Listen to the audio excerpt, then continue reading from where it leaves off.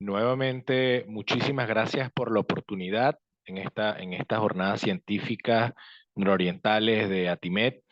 Y bueno, vamos a tocar ahora el tema de los equivalentes isquémicos o equivalentes anginosos, como algunas personas los conocen. Nuevamente, para los que no hayan escuchado la primera charla, soy el doctor Bartolomé Finisola, cardiólogo intervencionista de Ascardio y Clínica Racetti en Barquisimeto, y nuevamente es un orgullo para mí compartir con ustedes hoy en Cumaná. Quisiera estar allá, lamentablemente ya teníamos un viaje organizado, les mando un saludo desde el País Vasco. Para esta charla no tengo conflicto de interés y vamos a tocar los siguientes tópicos: la importancia de la cardiopatía isquémica, el concepto de isquemia y la importancia de los equivalentes isquémicos en el síndrome coronario agudo y en el síndrome coronario crónico. Cuando analizamos los números nuevamente de la cardiopatía isquémica, ya sabemos que la enfermedad cardiovascular es la primera causa de muerte en el mundo, pero fíjense esto: para 2019 casi 6 millones de casos nuevos de cardiopatía isquémica en Europa. ¿Cuál es el tema? Que en América Latina los números son mucho peores y no tenemos datos. ¿Por qué no tenemos datos y por qué no son mucho peores? Bueno, no estamos haciendo la mayor cosa al respecto en relación a la prevención cardiovascular, que es uno de los tópicos más importantes en el manejo poblacional de la enfermedad cardiovascular. Y para la fecha, 2.2 millones de muertes cardiovasculares en mujeres y 1.9 millones de muertes cardiovasculares en hombres. Eso es bastante importante.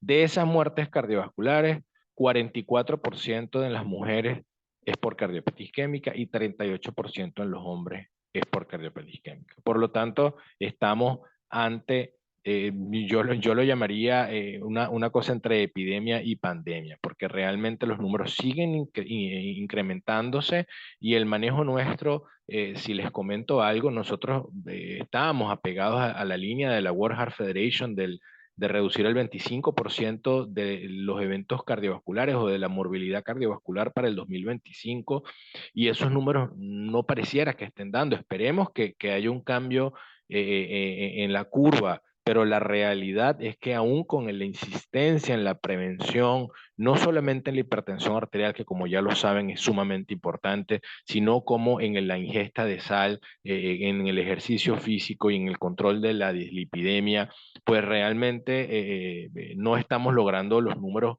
que se aspiraban, y eso es básicamente pues por un tema de estilo de vida a nivel mundial. Esto es algo global.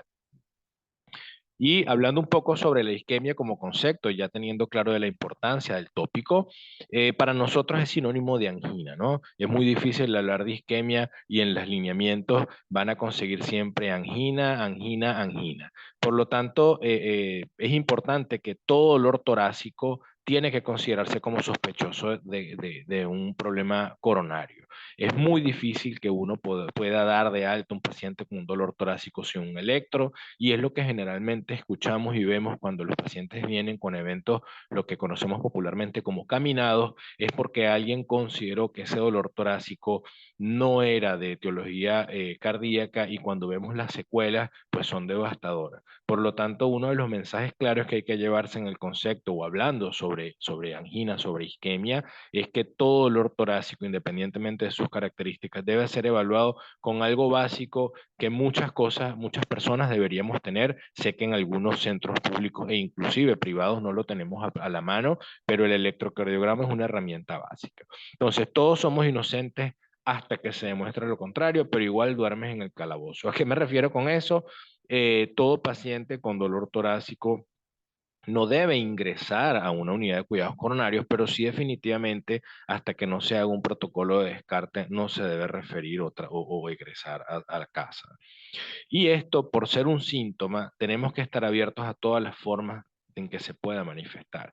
Ya lo vemos en los lineamientos que pudimos disfrutar en el 3C, que nos presentara el doctor Borja Ibáñez, pues el espectro de la manifestación clínica de la patología es muy variada, como dicen algunos colegas con más experiencia, de la cardiopatía isquémica no hay nada escrito. Entonces el paciente puede presentarse como esos pacientes que dicen llegar, bueno doctor, es que yo monto bicicleta y yo monto bicicleta 45 minutos y en el minuto 40 que siento como una falta de aire. Y resulta que es un paciente con enfermedad de tronco y tres vasos. Igualmente puede llegar un paciente con episodios sincopales o un paciente que hace o que hizo un episodio de muerte súbita abortada en su primer evento clínico. Por lo tanto, no debemos de tomar por menos a esta análisis clínico que debe ser, independientemente de que yo tenga una oportunidad de abordar a este paciente, debe ser de la forma más seria y tratando de analizar su contexto clínico por completo.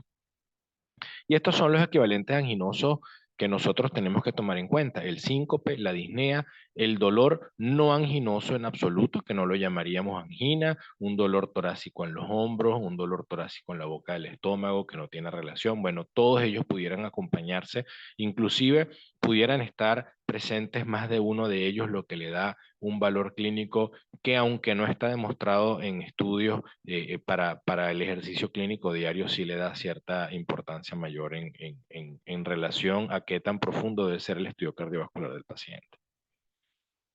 Entonces, cuando vemos, ya analizando la importancia del tema y cómo abordar la isquemia, en el síndrome coronario agudo puede manifestarse de múltiples formas, pero esto conlleva a dos riesgos principales. Uno, el paciente que está en riesgo y se presenta con un equivalente isquémico, bueno, y no parece porque son unas sudoraciones eventuales, son unos mareos cuando el paciente hace esfuerzo físico, que no llega a presentar un signo clínico que lo que amerite su ingreso intrahospitalario, pero que nos deje tranquilo. Y ese paciente realmente está en riesgo de presentar un episodio letal.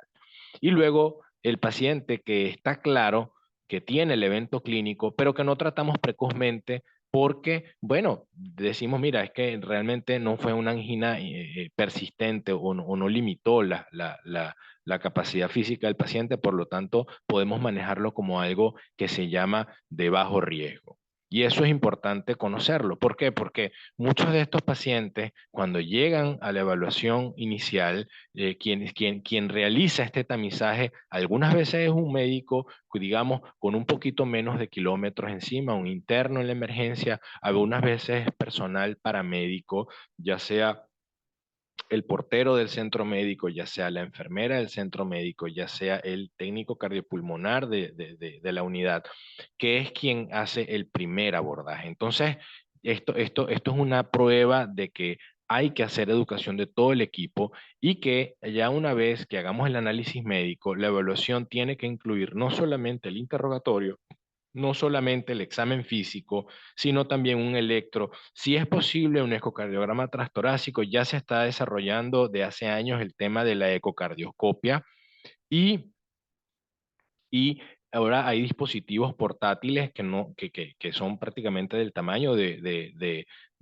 un teléfono móvil o inclusive más pequeños que ellos, que permiten un análisis rápido de la función cardíaca. Igualmente, el uso de la troponina cardíaca como evaluación o como un tie break cuando realmente tenemos un paciente con síntomas en reposo en el cual sospechamos de que haya isquemia miocárdica. Entonces, es importante saber que todos estos elementos, particularmente para los equivalentes isquémicos, son importantes. ¿Por qué? Porque un paciente con una arritmia cardíaca, pero con hallazgos de trastornos de la contracción o de la repolarización del segmento STT o con discreta elevación de la troponina, una arritmia cardíaca es un equivalente anginoso, es un equivalente de isquemia miocárdica, pero no podemos conceptualizar de que solamente un episodio de palpitaciones va a ser sinónimo de que el paciente tiene una isquemia miocárdica en evolución.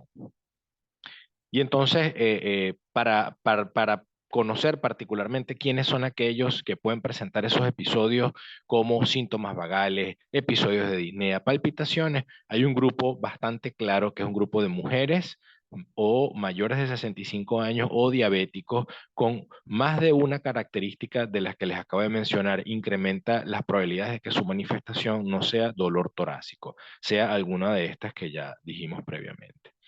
Y ¿qué tenemos que considerar en el tema de los equivalentes isquémicos en el síndrome coronario agudo? Fíjense cómo modifica el manejo del paciente. Hay pacientes que pudieran manejarse con un cateterismo diagnóstico a los 3 días, hay pacientes que deben manejarse antes de 24 horas, hay pacientes que deben manejarse antes de la hora y hay pacientes que deben ir a la sala de inmediato. ¿Y qué define eso? Bueno, fíjense la inestabilidad hemodinámica. Un paciente puede manifestar síntomas vagales asociados a eso, la hipotensión, la disnea en el caso de la insuficiencia cardíaca aguda, las palpitaciones con el hallazgo. El paciente puede ingresar por palpitaciones y estar haciendo una taquicardia ventricular sostenida, episodios de parada cardíaca, pero definitivamente nos demuestra que el tema de la disnea, el tema del síncope, las palpitaciones son signos o síntomas que deben hacernos pensar en que el paciente está en alto riesgo y hay que monitorizarlo.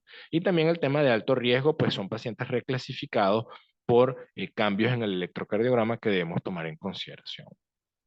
Entonces, la isquemia, particularmente manifestada por los equivalentes de angina, puede reclasificar el riesgo de mortalidad intrahospitalaria en el síndrome coronario agudo y puede redefinir la estrategia terapéutica, particularmente en los pacientes con un síndrome coronario agudo sin elevación del ST.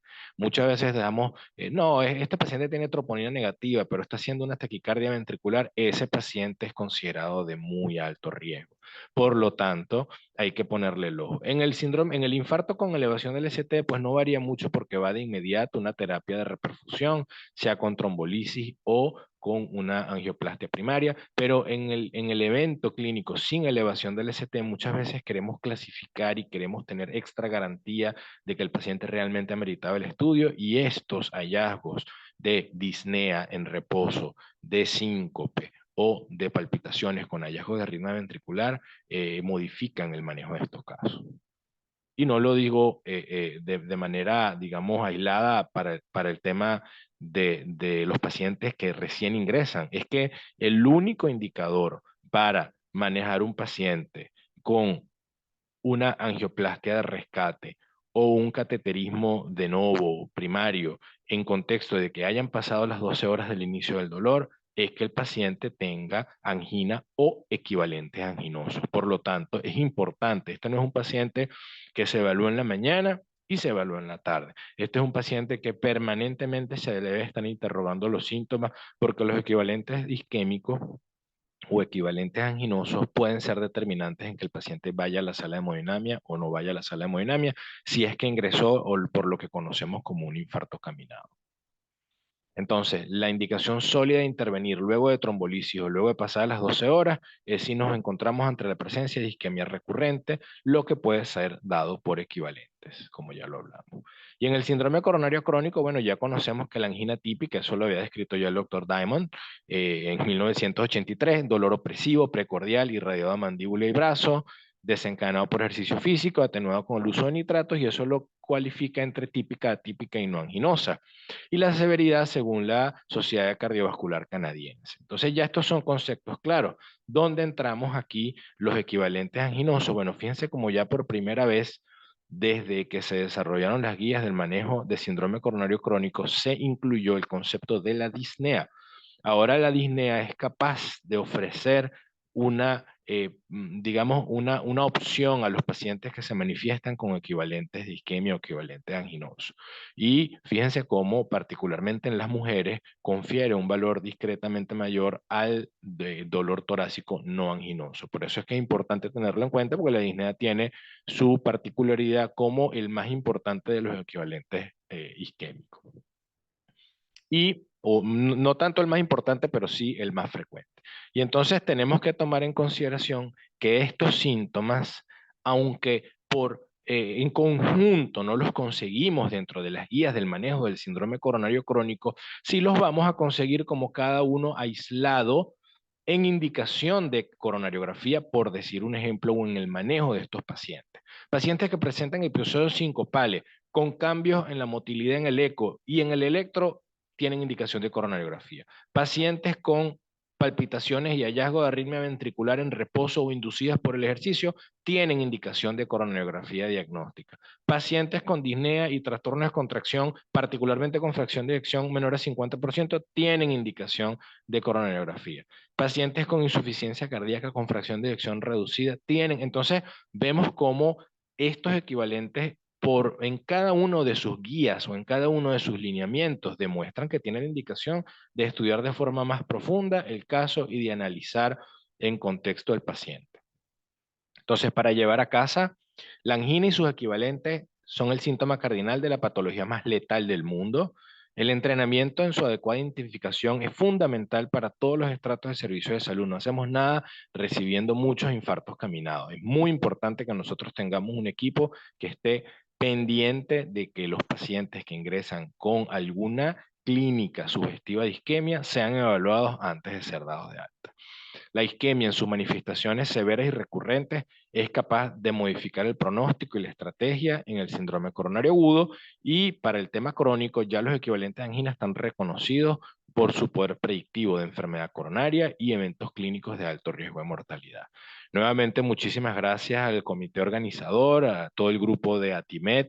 Estamos para responder cualquier pregunta al final de la sesión. Muchísimas gracias a todos.